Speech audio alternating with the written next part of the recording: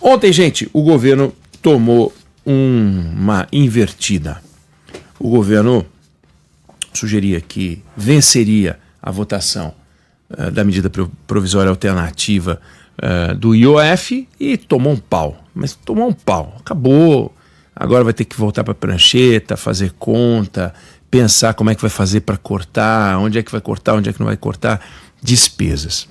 E sobre esse assunto, é curioso, porque a primeira reação do governo foi, olha, não foi uma derrota do governo, foi uma derrota do Brasil.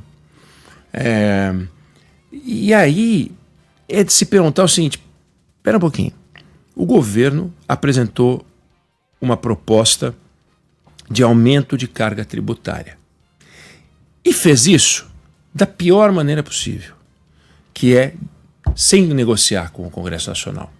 Tanto que você vai lembrar, teve um decreto, que depois virou um decreto legislativo derrubando o decreto, o assunto foi parar no Supremo Tribunal Federal, ou seja, essa discussão começou torta, essa discussão não começou como um diálogo entre os dois poderes, que separados não conseguem chegar a lugar nenhum, só conseguem chegar se realmente se juntarem. Então é diálogo, diálogo, diálogo. É bom a gente lembrar um caso típico de diálogo, que foi a aprovação da reforma trabalhista no governo Temer. 4 meses de conversa antes de mandar a proposta. E é uma proposta difícil. E passou. Mas foram 4 meses de conversa. Aí vai lá, apresenta a proposta passa. Podia perder, aí talvez não apresentasse a proposta. Então, tem coisa e tem momentos que você tem que ir a voto, não tem alternativa. Mas se você pode construir uma vitória, para que correr o risco de uma derrota como o que acabou acontecendo ontem? É preciso que se diga, o governo vem de uma série de vitórias. Por exemplo, o decreto legislativo que derrubou o decreto executivo, o Supremo Tribunal Federal deu a vitória para o governo. Então foi uma vitória e por isso que veio a minha MP alternativa, que foi a votação ontem. Mas teve uma vitória no Supremo Tribunal Federal. É preciso que se diga, por exemplo, que a PEC da blindagem, né, foi uma vitória do governo, porque derrotou a PEC da blindagem, a isenção do imposto de renda, uma mega vitória. Mas essa agora perdeu. E a vida é assim. Vitórias, derrotas, mas primeira questão é, faltou diálogo. Faltou diálogo. O governo do presidente Lula III ainda não conseguiu construir com o Congresso Nacional um jeito, um protocolo de diálogo, que nesse caso tem que ser um protocolo que passa por confiança. Não tem confiança. Tem ruído, tem muita tensão. É de se perguntar se haveria espaço para isso hoje, dada a situação atual, dados os personagens, não sei responder, mas que faltou diálogo, faltou. A outra coisa que é importante a gente anotar e que não é trivial é o seguinte, não faz sentido que necessariamente a gente, para consertar o Brasil, precise aumentar a carga tributária. Não dá para ser assim.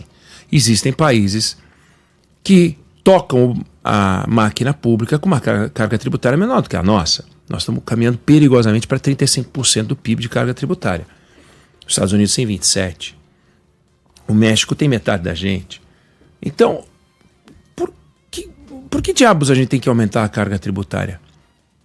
E mais, quando o governo responde que a derrota não é do governo, a derrota é do Brasil, cria-se o falso dilema, como já falou sobre isso o Fernando Schiller, ou você aumenta a carga tributária, ou então teremos déficit. Não, peraí.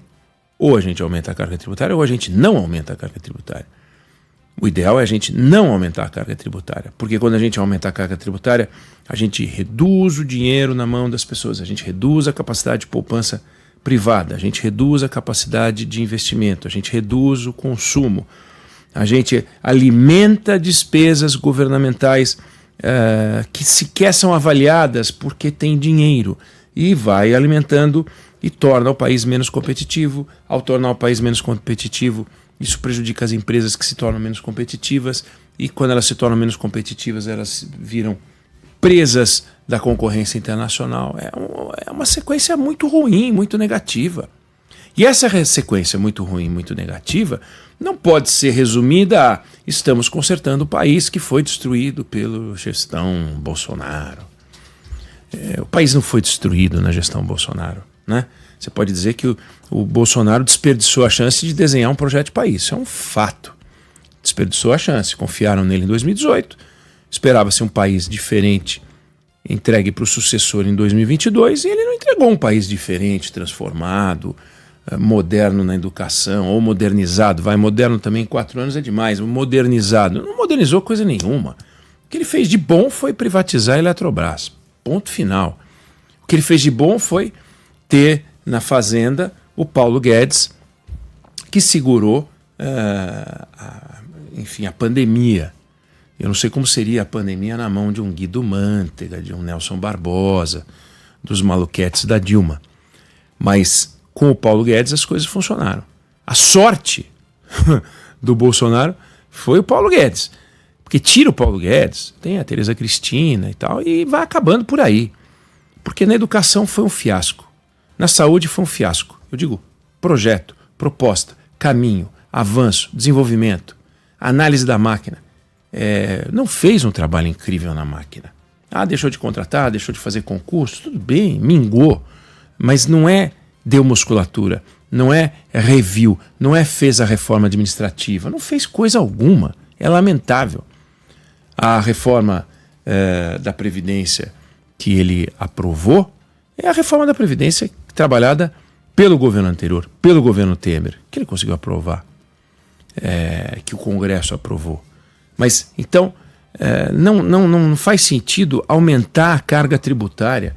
A gente tem que realmente olhar para dentro do Estado e falar, Estado, você realmente está fazendo tudo o que você pode com o volume de recursos que eu te dou? Não dá para fazer mais com um pouquinho menos? Todo mundo consegue fazer mais com um pouquinho menos.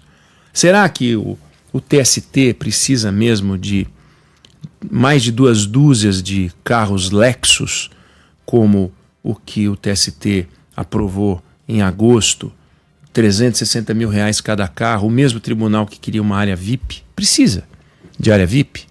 Precisa o governo gastar o que gasta nas viagens? Precisa o Congresso ser o Congresso mais caro do mundo, o Judiciário ser o Judiciário mais caro do mundo, a qualidade do serviço público prestado ser baixa, a gente não fazer avaliação de produtividade funcionário a funcionário, a gente não saber quanto um hospital tem que gastar de esparadrapo, de gás, de seringa, de tudo. E aí fica a tabela do SUS desajustada, desatualizada, e ao mesmo tempo a gente com custos altos, quando a gente poderia estar gastando esse dinheiro para pagar melhor os médicos, pelos procedimentos, aumentar a fiscalização. Você tem setores do Estado brasileiro hoje, as agências reguladoras, que estão desmontadas. Então a gente tem a falsa impressão de que há fiscalização, mas não há.